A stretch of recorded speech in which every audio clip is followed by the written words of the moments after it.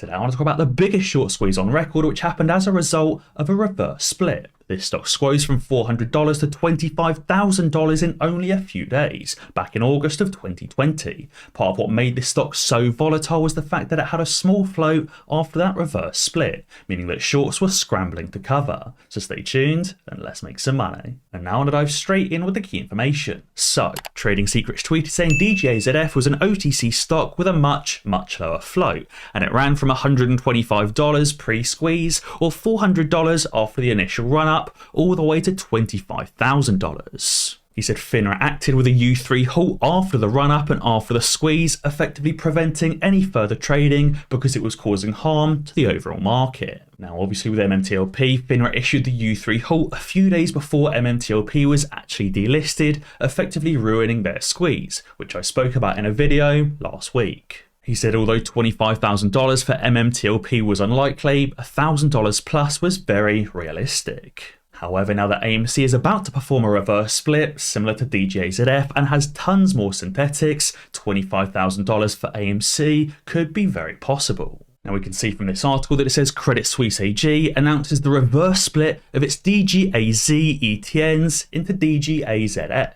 Now obviously this article was posted back in 2018, sometime before the squeeze, but I heard rumours there was also a separate reverse split back in August of 2020, only a few days before the squeeze. I couldn't find any articles from the reverse split in 2020, maybe those articles were deleted, or maybe they just didn't report on the reverse split as it had already reverse split once before. But it says that Credit Suisse announced today that it'll implement a 1-for-20 reverse split of its Velocity Shares 3x Inverse Natural Gas ETN, or DGAZ. I think in 2020 they must have performed another reverse split and changed the QSIP numbers and the name from DGAZ to DGAZF. Trading Secrets was comparing the DGAZF squeeze to MMTLP and said agreed. Both were very different stocks and DGAZF had a much lower float. He said it ran close to $25,000 per share and reportedly had no synthetic shares either. DGAZF ran 20,000% from $125 at the lows up to $25,000 per share. It was heavily shorted but had no reported synthetic shares. It had a very low float and 140,000 shares of short volume, and FINRA acted after the squeeze, halting with a U3 halt and ceasing trading then after. Ehor from S3 Partners was actually reporting on this back in August of 2020 at the time of the squeeze. He said Credit Suisse's Velocity Shares Daily 3x Inverse Natural Gas ETF, or DGAZF, which is the exact same one they were talking about earlier, just with a different QSIP number and ticker, had a short interest of $2.1 billion.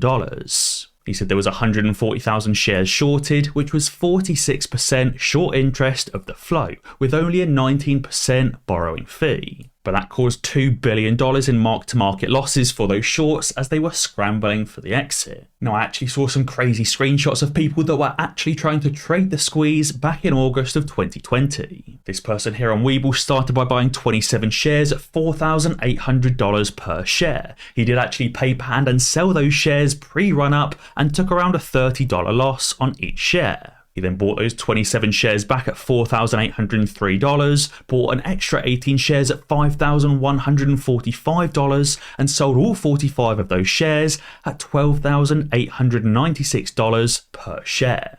That must be a crazy feeling to be topping up your share count, similar to topping up your AMC share count at $4,800 per share and again at $5,100 per share and selling them off for nearly $13,000 per share. Now he did actually try and buy and sell a few more shares. He bought 18 back at $5,175 a piece, but again paper handed them at $5,100 a piece, bought 17 more back at $4,900, but then the price topped out at $13,500 per share and was halted and he couldn't sell. He had an unrealized profit and loss of $224,000, but obviously said, imagine not being able to sell. However, there was also another trader on the other side that was actually shorting DGAZF at the time of the squeeze. Guys, if you didn't know, Moomoo does not participate in payment for order flow, Moomoo is very easy to use, it's very customizable, and they've got tons of technical indicators.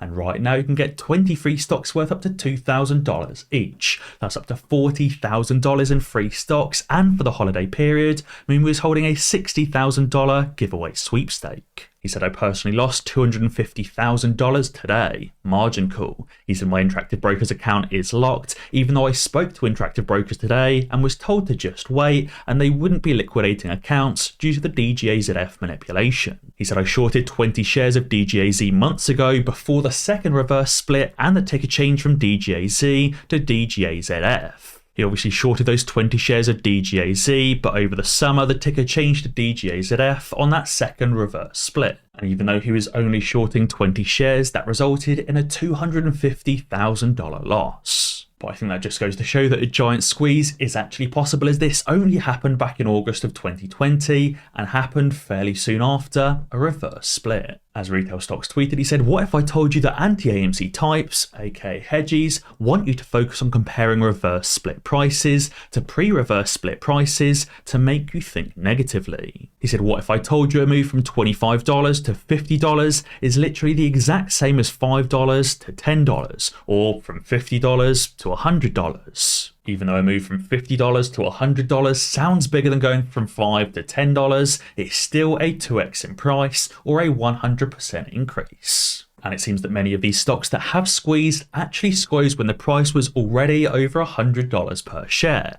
It was at 125, ran up to 400, and then squeezed after that. Therefore, by AMC performing a reverse split brings us closer and closer to that squeeze starting point, and also makes the float even smaller, meaning that shorts will panic when they rush to the exit. And on top of that, as Fixer tweeted, he said, just remember, Ape ripped from 68 cents per share to like $2 based off a single tweet by Adam Aaron. Obviously, that tweet was regarding the possibility of a reverse split, but Adam Aaron did not file an 8K. There was no official wording on a reverse split or when it was going to happen, but yet Ape still ran. Clearly, even just the mere mention of the possibility of a reverse split panicked those shorts and also encouraged retail investors and potentially institutional investors as well to buy up tons of Ape stock. Ape obviously ripped from 68 cents to well over $2 in only 2 days, just on a mere tweet of the possibility. Something else I found very interesting is the timing of all of this all coming together within the 2-year mark of the original AMC run-up.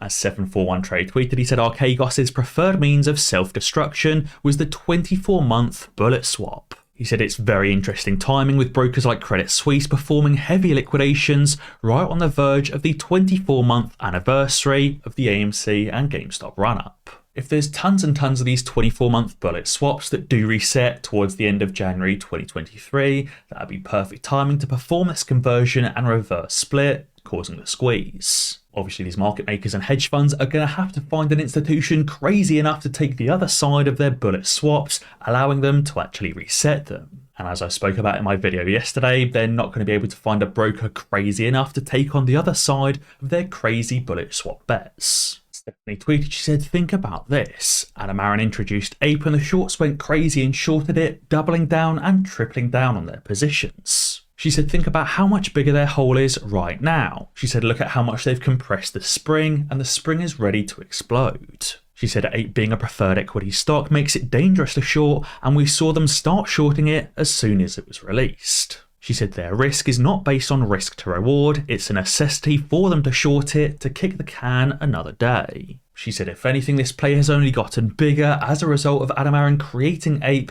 and these shorts doubling down and tripling down to short Ape further.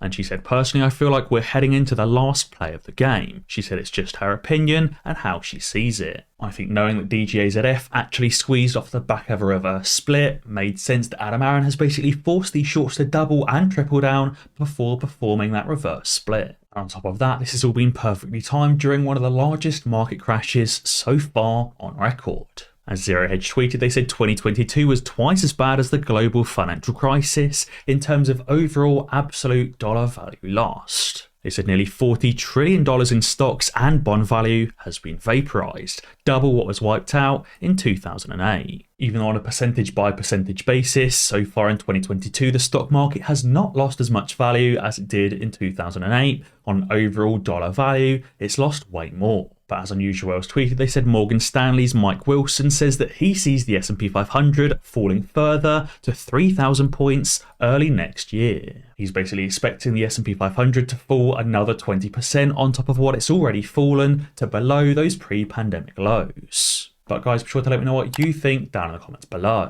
And as always guys, be sure to ding that notification bell, because that way you'll be alerted when I upload a new video. Cheers.